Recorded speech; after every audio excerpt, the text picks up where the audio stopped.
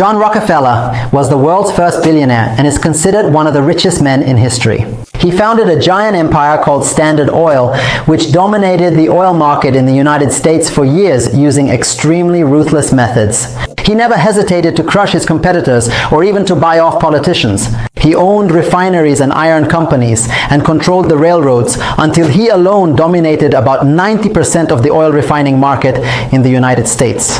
Before we begin, don't forget to support us by subscribing to the channel and liking this video. Let's start the story from the beginning. Rockefeller was born on July 8, 1839 in New York City. He was the eldest of 6 children. His father, William Rockefeller, was an adventurous man who traveled a lot, sold elixirs, herbs, and fake medical remedies, and sometimes left his family for months at a time without money. That's why John took on responsibility from a young age.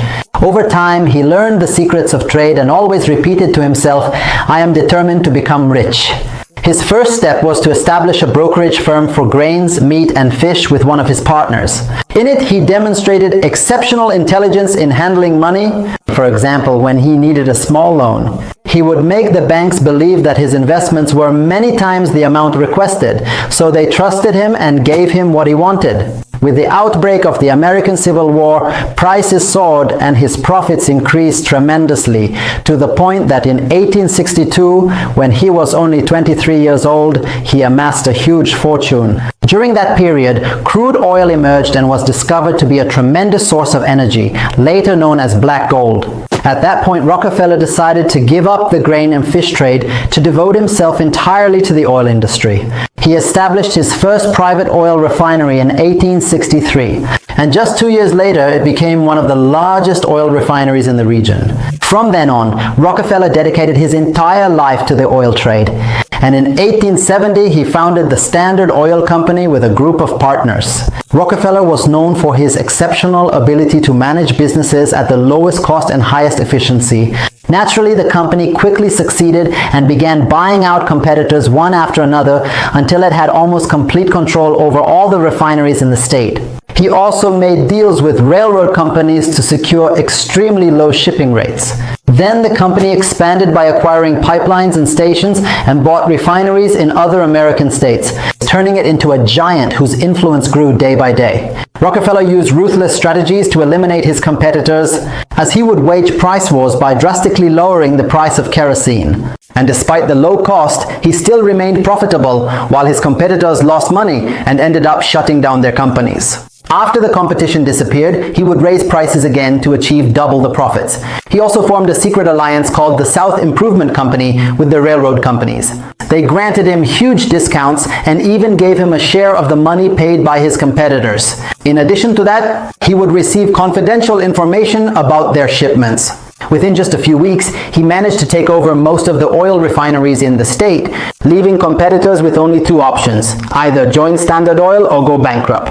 During the economic crisis of 1973, oil prices collapsed to nearly 48 cents per barrel, which was almost cheaper than water. Everyone lost except Rockefeller because he was organized in his management and trusted by the banks. So he was able to turn this crisis into an opportunity to acquire more refineries at the lowest prices. By the late 19th century, Standard Oil was monopolizing nearly 90% of the oil refining industry in the United States. It was not spared from criticism. The American journalist Ida Tarbell launched a wide-ranging journalistic campaign between 1902 and 1904 in McClure's magazine, titled The History of Standard Oil, in which she exposed the company's monopolistic practices. But Rockefeller remained silent, although his reputation was greatly damaged, and President Roosevelt took advantage of this to launch a political campaign against monopolies. In the end, the U.S. Supreme Court ruled to break up the company, considering its practices illegal. Ironically, Rockefeller, who was known for his greed and ruthlessness in the business world, became one of the greatest philanthropists in history later in his life. For example, he founded the University of Chicago in 1892 and funded it with millions of dollars.